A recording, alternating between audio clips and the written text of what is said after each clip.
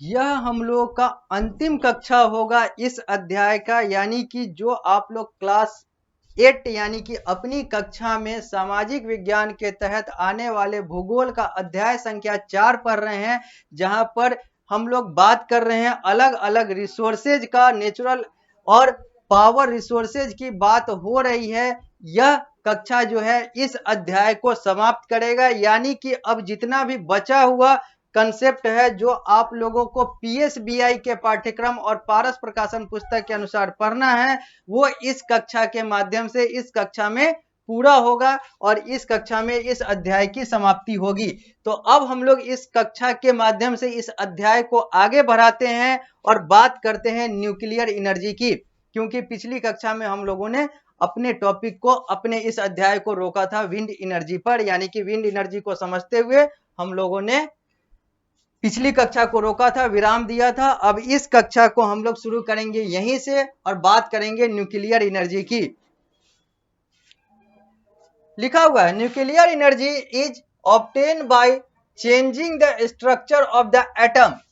Atom के structure को, atom के रूप और प्रकार को बदलकर न्यूक्लियर एनर्जी बनता है, न्यूक्लियर एनर्जी का उत्पादन होता है। When this is done, जब यह प्रोसेस होता है, much energy is released which is used to generate electric power।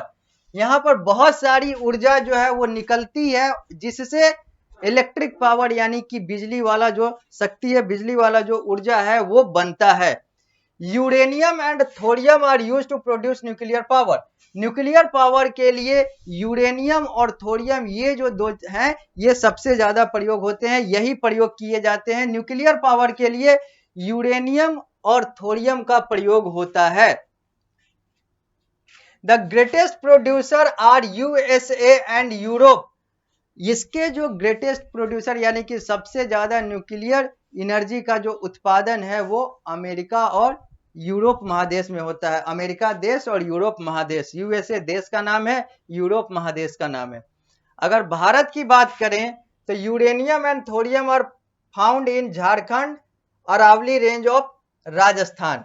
अगर भारत की बात करें तो ये जो न्यूक्लियर एनर्जी बनाने के लिए जो यूरेनियम और थोरियम का प्रयोग होता है, जो इसकी जरूरत होती है, अगर भारत की बात करें तो ये भारत के झारखंड राज्य में, भारत देश के झारखंड राज्य में और राजस्थान के अरावली रेंज में यानी कि राजस्थान राज्य में पाया जाता है। अगर भारत की बात करें तो न्यूक्लियर एनर्जी का जो साधन है, संसाधन है, वो झारखंड और राजस्थान में है और राजस्थान के एक खास क्षेत्र में ही है जो कि अरावली रेंज है। The monazite sand of Kerala is also rich in thorium. यहां पर तीसरे राज्य की भी बात आ गई, जो थोरियम जहां पर अवेलेबल है वो है मोनाजाइट सैंड, जो कि केरल यानी कि भारत की एक राज्य केरल में उपलब्ध है। The nuclear power station are at Rawatbhata in Rajasthan, Kalpakkam in Tamil Nadu, Kakrapar in Gujarat, Tarapur in Maharashtra, Kaiga in Karnataka and Narora in Uttar Pradesh. इस जगह पर, भारत के इन सारे जगहों पर nuclear power plant, nuclear power station जो है वो स्थापित हैं। यहाँ पर राजस्थान, तमिलनाडु, गुजरात, महाराष्ट्र, कर्नाटक और उत्तर प्रदेश, इन राज्यों में ये न्यूक्लियर पावर स्टेशन जो है भारत में स्थापित है। तो अलग अलग राज्य में अलग अलग जगह पर है, जगह के नाम मैंने पढ़ा, यह आप लोग अपने पुस्तक में भी देख सकते हैं। और इन सारे जगहों पर, इन सारे राज्य की इन सारे जगहों पर न्यूक्लियर पावर स्टेशन जो है वो अवेलेबल है, वहां पर स्थापित है। अब हम लोग बात करेंगे जियोथर्मल एनर्जी की, यानी कि अगले non conventional source of energy की बात होगी। जियोथर्मल एनर्जी, यह चित्र जो है यह जियोथर्मल एनर्जी को दर्शा रहा है, यह बता रहा है कि जियोथर्मल एनर्जी कैसा होता है।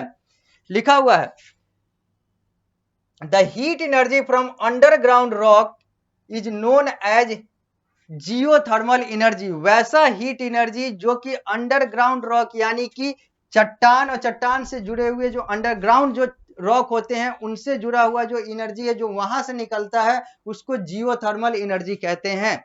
यानी कि अंडरग्राउंड रॉक, वैसे चट्टान जो कि अंडरग्राउंड है, उससे निकलने वाला जो हीट एनर्जी है वो जियोथर्मल एनर्जी कहलाता है। Geothermal energy from hot spring and geyser has been harnessed in Iceland. अगर आइसलैंड की बात करें, आइसलैंड जगह की बात करें, तो जियोथर्मल एनर्जी जो है वो geothermal energy from hot spring and geyser has been harnessed. यहां पर हॉट स्प्रिंग और गीजर जैसे उपक्रम से ये चीजें निकाली जाती है। New Zealand, Philippines, America and Italy जो है, ये सब जियोथर्मल एनर्जी के लिए या फिर जियोथर्मल एनर्जी के प्रोडक्शन के लिए वैसा देश है जहां पर जियोथर्मल एनर्जी का प्रोडक्शन जो है बड़े स्तर पर, व्यापक स्तर पर होता है। It is renewable resource of energy and does not cause any pollution. इससे कोई प्रदूषण नहीं होता है और ये भी रिन्यूएबल है, जो कि पुनः वापस आ सकता है, जो कि पुनर्जीवित हो सकता है, जो कि रिन्यू हो सकता है। अब हम लोग बात करेंगे बायोगैस का। बायोगैस क्या होता है? ये जो चित्र है ये बायोगैस प्लांट का है। बायोगैस कैसे निकलता है यह इस चित्र के माध्यम से आप लोग देख सकते हैं, आप लोग अपने पुस्तक में भी देख सकते हैं। सामने पारस प्रकाशन पुस्तक के सॉफ्ट कॉपी जो स्मार्ट बोर्ड के माध्यम से आप लोगों को दिख रहा है, यहां पर भी आप इसको देख सकते हैं। तो अब बात करते हैं बायोगैस का। India lead in converting organic waste specially human and animal waste, cow dung etc into fuel for cooking and lighting called biogas. वैसा गैस जो कि बायो यानी कि वैसा गैस जो कि ह्यूमन और एनिमल के वेस्ट से या फिर कहें तो ऑर्गेनिक वेस्ट से निकलता है और जिससे एनर्जी, जिससे ऊर्जा पैदा होता है, उसको बायोगैस कहते हैं। चाहे वो गोबर से निकलने वाला हो, चाहे वो फिर ह्यूमन और एनिमल के अलग अलग वेस्ट से, अलग अलग जो बाई प्रोडक्ट है उससे निकलने वाला हो, ये सारा जो सोर्स ऑफ एनर्जी है, ये सारा जो एनर्जी है, ये सारा जो ऊर्जा है, यह बायोगैस कहलाता है। The project is aimed at utilising the biodegradable waste in villages and city. यह इसलिए प्रयोग किया जाता है या फिर इसका लक्ष्य यहाँ पर यह होता है कि जो वेस्ट जो हो रहा है एनिमल और इंसानों के द्वारा, जानवर और इंसानों के द्वारा, एनिमल और ह्यूमन के द्वारा, उसको सही तरीके से उसका प्रयोग किया जाए, सही तरीके से उसका उपयोग किया जाए और इससे एक एनर्जी का उत्पादन अगर हो सकता है तो इसको एनर्जी के तौर पर उपयोग किया जाए। तो ये है बायोगैस। अब हम लोग बात करेंगे टाइडल एनर्जी की। ये टाइडल एनर्जी जो है ये non conventional source of energy है और ये हम लोग last non conventional source of energy की बात करेंगे टाइडल एनर्जी के तौर पर। लिखा हुआ है energy obtain from tide is called tidal energy. Energy जो लहर और जो हवा और जो अलग अलग चीजों से, जो पानी से निकलने वाले जो लहर से, इन सारे चीजों से जो एनर्जी पैदा होता है उसको टाइडल एनर्जी कहते हैं। Flood gate dam are built across inlet during high tide. Water flow into the inlet and get trapped when the gate is closed. जब when high tide, जब ज्यादा टाइड होता है तो ये जो पानी होता है, जो वाटर होता है, वो एक इनलेट के माध्यम से जो बना हुआ होता है डैम के पास, उस इनलेट, उस द्वार के माध्यम से अंदर आता है और फिर उस पानी को वहीं पर, उसका निकलने का कोई द्वार नहीं होता है, निकासी का कोई द्वार नहीं होता है, एग्जिट का कोई गेट नहीं होता है, तो फिर वो पानी जो है वहीं पर जमता है और फिर उसी से एनर्जी यानी कि उसी से हम लोग पावर जनरेट करते हैं।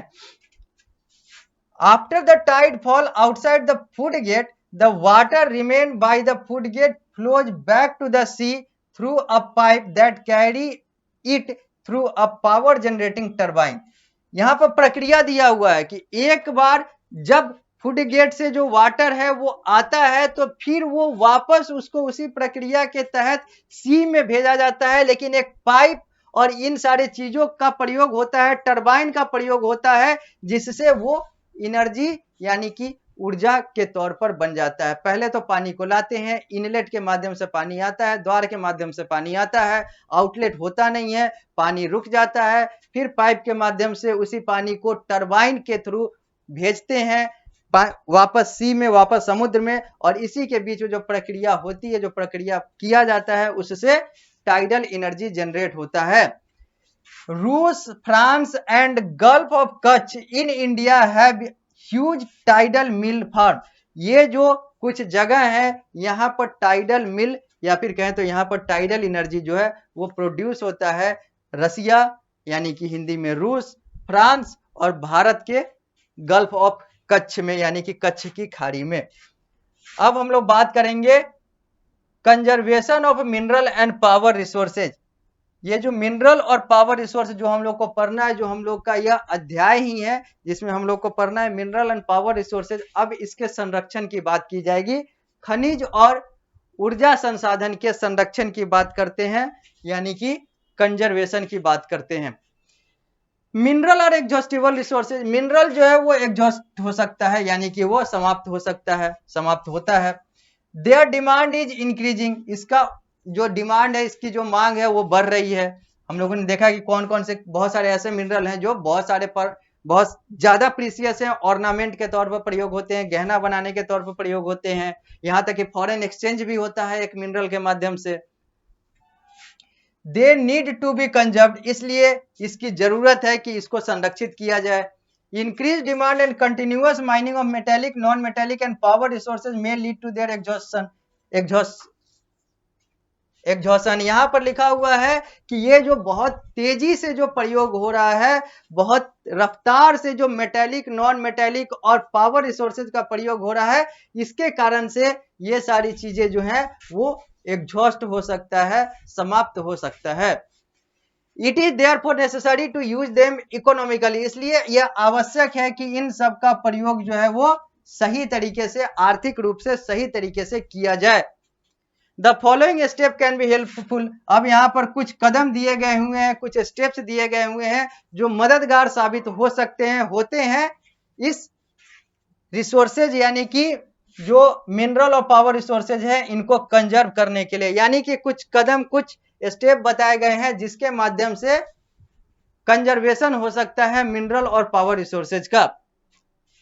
लिखा हुआ एफिशिएंट यूटिलाइजेशन ऑफ रिसोर्सेज, जो भी आपके पास रिसोर्स है उसका सही तरीके से प्रयोग कीजिए, मिस यूज मत कीजिए, जितना जरूरी है उसका प्रयोग कीजिए, नहीं जरूरी है तो उसको सही तरीके से बचा कर रखिए।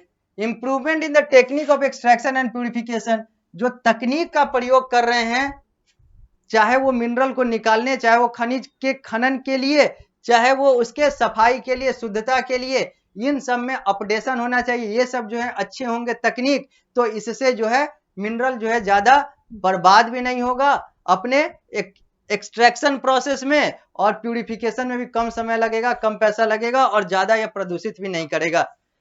तीसरा बताया जा रहा है कि रिसाइकलिंग ऑफ रिसोर्सेज, जितना ज्यादा से ज्यादा हो, जो रिसोर्सेज का प्रयोग हो रहा है उसको फिर से रिसाइकल कीजिए, यानी कि उसी को फिर से ऐसा रूप दीजिए, ऐसा बनाइए कि फिर से उसका प्रयोग हो सके।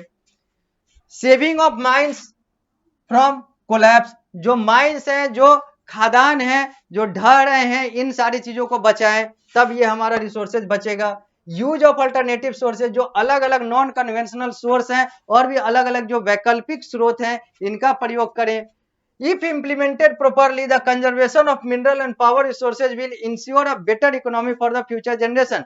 अगर ये सारी चीजें अगर सही तरीके से इंप्लीमेंट किया गया, लागू किया गया, तो ये जो मिनरल और पावर रिसोर्सेज है यह हमारे भविष्य के लिए बहुत ज्यादा फायदेमंद होंगे, आर्थिक रूप से और सामाजिक रूप से।